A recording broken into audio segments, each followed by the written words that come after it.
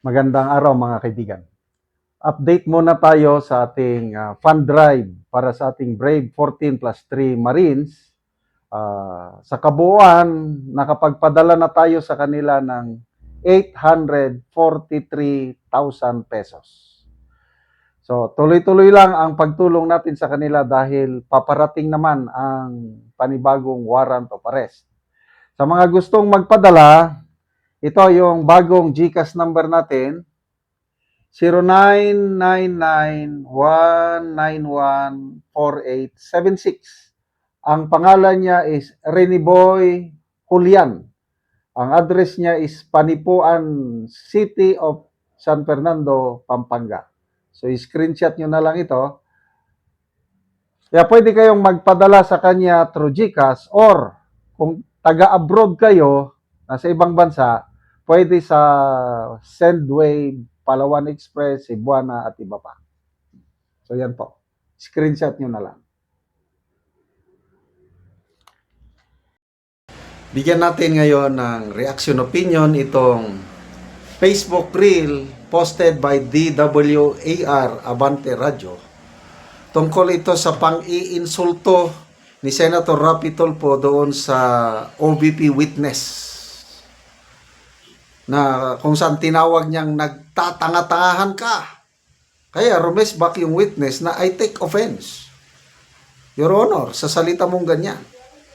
Ginawa ko lang ang dapat kong gawin. Rumespan. Itong si Tulfo na sabi niya na, paano taong bayan na open sa ginawa nyo? Dinamay pa ang taong bayan. I don't know sino sinasabi niya, gaano kadami yung taong bayan na sinasabi niyang na-offend. Pakinggan natin siya. Paano naman po yung mga taong bayan? They're being offended sa paglulustay nyo ng pera. Lumilito na parang nilulustay ang pera dito eh.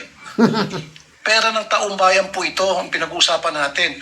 If you're taking offense, mas lalo pong offended ang napakaraming Pilipino ngayon. Paano naman po yung mga taong bayan? They're being offended sa paglulustay nyo ng pera. Lumilito na parang nilulustay ang pera dito eh. Pera ng taong bayan po ito ang pinag-uusapan natin. If you're taking offense, mas lalo pong offended ang napakaraming Pilipino ngayon. Paano naman po yung mga Honorable Senator Rapi Tulfo, pakinggan mo ito. Yung sinasabi mong offended ang napakaraming taong bayan, yung result ng WR numero survey, yung latest nilang survey, June of 2026, lumalabas, 54% sa mga respondents, ayaw nila. Hindi sila sang-ayon sa ginawa ng House of Representatives na ma-impeach si VP Sara. Ano sinasabi? Napakarami. Tapos 47% ang nagsasabi na napakahina ang ebidensya na presented by the prosecution team. Only 27% ang nagsabi na malakas ang ebidensya, while 31% ang nagsabi na wala silang pakialam, wala silang kaalam-alam dyan. Anong sabi nyo mas marami? Kung talagang maraming offended na taong bayan, bakit kakaunti ang nanonood sa impeachment trial ninyo? Nung kahapon na tayo, 1,200 lang ang nanonood sa live trial hearing. Out of 117 million Filipinos. 1,200 lang. Yun lang siguro.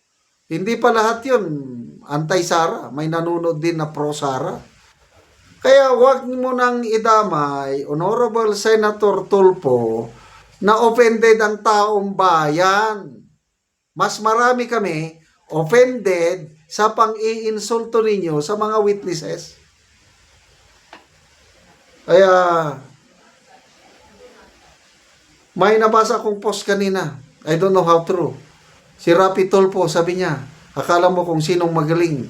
Walang natapos na kurso. palipat-lipat daw sa mga universities sa Manila.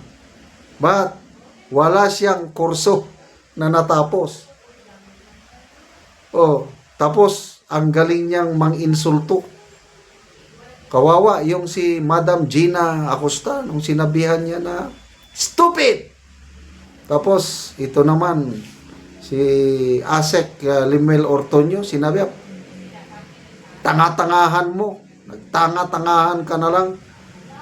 Kaya sabi ni vlogger, DDS vlogger Jesus Busig Duki, sabi niya, sa tingin ko, itong si Rapi Tulfo, kailangan nang magpatingin sa psychiatrist. Iba ng takbo ng utak. Dahil, ang gusto ni Tulfo, meron siyang tanong, meron na rin siyang ideal na sagot. Pag hindi sumagot yung witness ayon sa kanyang kagustuhan, kaya ngayon, ayan, nagtatanga-tangahan ka. Meron bang ganyan? You're a judge, senator ka, tapos sasabihin mo, live, itang kita, sabihin mo na, stupid, nagtanga-tangahan. Well, nasanay kasi siya sa Rapi Tulfo in action. Kaya, bahala na.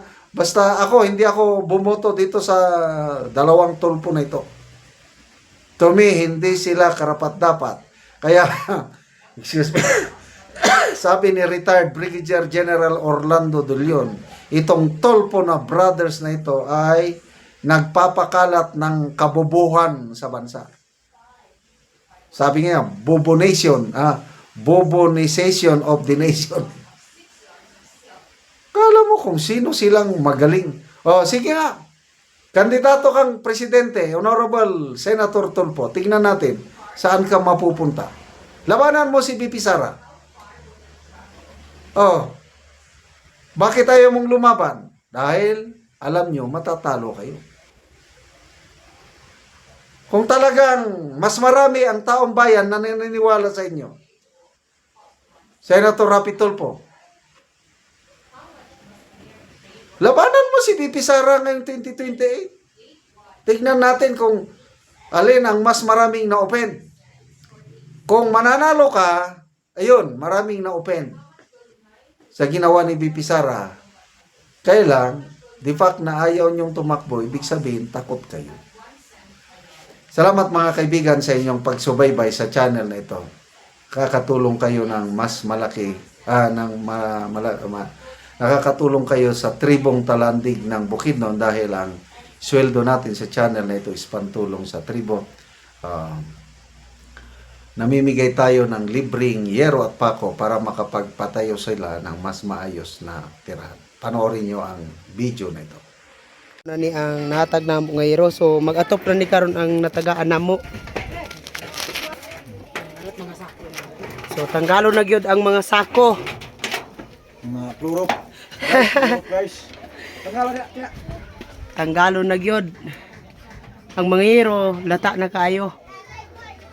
Tungod sa kadugayon na, so mga sako na lang gyud dayon ang gipang butang.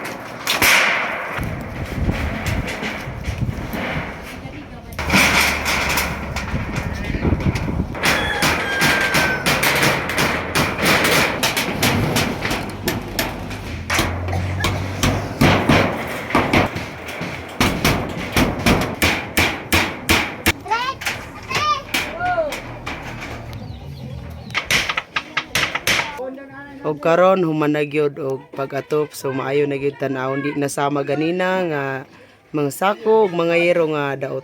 So karon maayo na gyud. Sa Ginoo nga ang salamat sa nagtabang nga tagaan gyud mig at mga top di namin maulanan, so especially salamat kayo sa Ginoo nga.